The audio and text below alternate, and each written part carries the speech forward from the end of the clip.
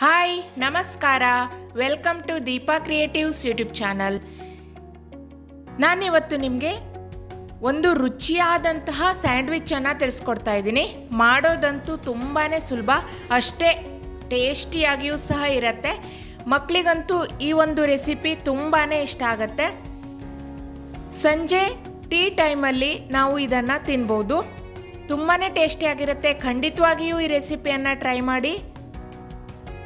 Recipe ಹೇಗೆ ಬಂತು ಅನ್ನೋದನ್ನು ಕಾಮೆಂಟಲ್ಲಿ ತಿಳಿಸಿ.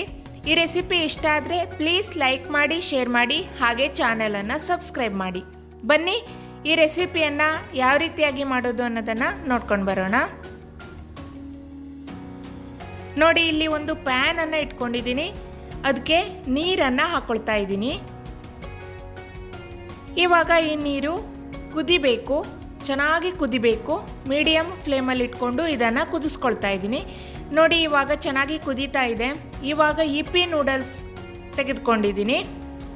ಅದನ್ನು ಸ್ವಲ್ಪ ನೋಡಿ ಈ ರೀತಿಯಾಗಿ ಕಟ್ ಮಾಡ್ಕೋಬೇಕಾಗತ್ತೆ. ತುಂಬ ಉದ್ದುದ್ದವಾಗಿ ಇರಬಾರ್ದು ನೂಡಲ್ಸು, ಚಿಕ್ಕ ಚಿಕ್ಕ ಪೀಸಸ್ ಆಗಬೇಕು. ನೋಡಿ, ಅದನ್ನು ಕೈಯಿಂದನೇ ಈ ರೀತಿಯಾಗಿ ಮುರಿದು ಈ ರೀತಿಯಾಗಿ ಮಾಡ್ಕೊಂಡಿದ್ದೀನಿ. ಅದನ್ನು ಕುದೀತಾ ಇರುವಂತಹ ನೀರಿಗೆ ಹಾಕ್ಕೊಂಡು ಚೆನ್ನಾಗಿ ಒಂದು ಸಲ ಇದನ್ನು ಈ ರೀತಿ ಮಗುಚ್ಕೊಳ್ಳೋಣ.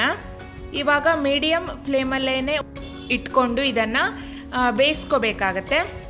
ನೋಡಿ, ಅದರೊಳಗಡೆ ಕೊಟ್ಟಿರ್ತಾರಲ್ವ ಮಸಾಲ ಪೌಡರ್, ಅದನ್ನು ಹಾಕ್ಕೊಳ್ತಾ ಇದ್ದೀನಿ. ನೋಡಿ, 2 ಮಸಾಲ ಪುಡಿ ಇದೆ ಇದರೊಳಗಡೆ. ಒಂದನ್ನು ಈಗಾಗಲೇ ಹಾಕ್ಕೊಳ್ತಾ ಇದ್ದೀನಿ. ಅದೇ ರೀತಿಯಾಗಿ ಇನ್ನೊಂದು ಮಸಾಲ ಪುಡಿಯನ್ನು ಸಹ ಹಾಕ್ಕೊಳ್ತಾ ಇದ್ದೀನಿ.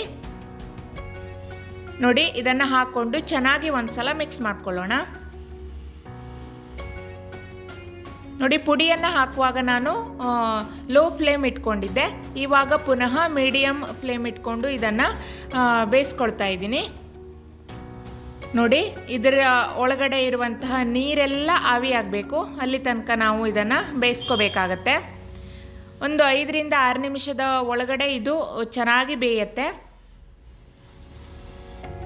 ನೋಡಿ, ಇವಾಗ ನೀರೆಲ್ಲ ಆವಿಯಾಗಿದೆ.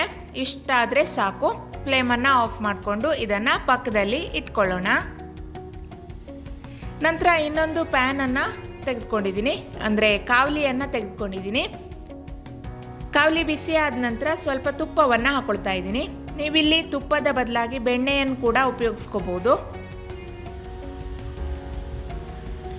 ನೋಡಿ, ಎಲ್ಲ ಕಡೆ ತುಪ್ಪವನ್ನು ಹಾಕ್ಕೊಂಡು ಇವಾಗ ನಾವು ಬ್ರೆಡ್ಡನ್ನು ರೋಸ್ಟ್ ಮಾಡ್ಕೋಬೇಕಾಗತ್ತೆ. ನಾನಿಲ್ಲಿ 2 ಬ್ರೆಡ್ಡನ್ನು ತೆಗೆದುಕೊಂಡು ಅದನ್ನು ರೋಸ್ಟ್ ಮಾಡ್ಕೊಳ್ತಾ ಇದ್ದೀನಿ.